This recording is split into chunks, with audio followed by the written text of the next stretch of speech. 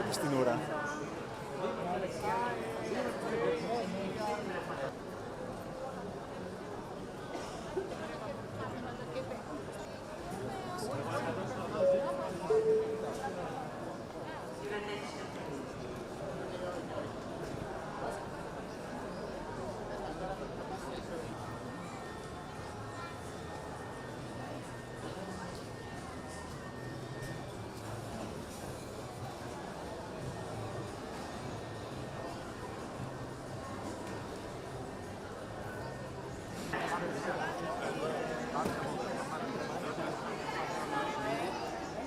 Πετάγαμε 9 και 5 με την πτήση της Aegean, τη 202 για Ρόδο. Φτάσαμε στο νησί, σχεδόν προσδιοθήκαμε. Παρ' όλα αυτά το αεροσκάφος ανέκτησε ταχύτητα και ξαναγύρισε πίσω. Από εκείνη την ώρα μέχρι αυτή τη στιγμή που μιλάμε δεν έχουμε καμιά ενημέρωση.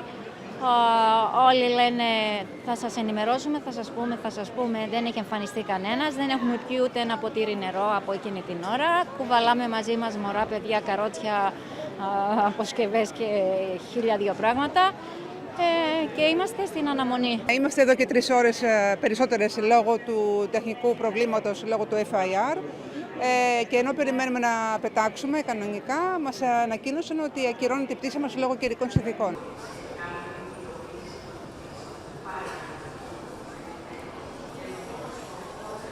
Ανησυχώ γιατί συνήθως 3 ώρες πριν άνοιγαν για να βάλουμε τις αποσκευές. Τώρα καταλαβαίνω ότι μάλλον μπορεί όλες οι θέσεις να έχουν πιαστεί εξαιτίας ότι πρέπει να διώξουν τον κόσμο. Αλλά ναι, έχω μία ανησυχία την έχω ότι μάλλον η πτήση πρέπει να ακυρωθεί.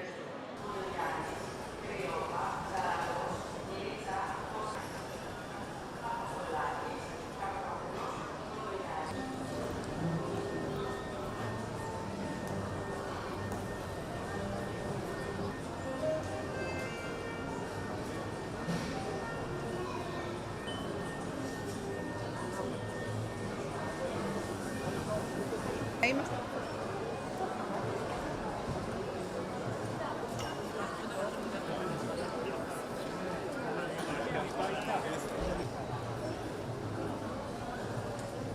Ahí todo no para. Ahí para todo.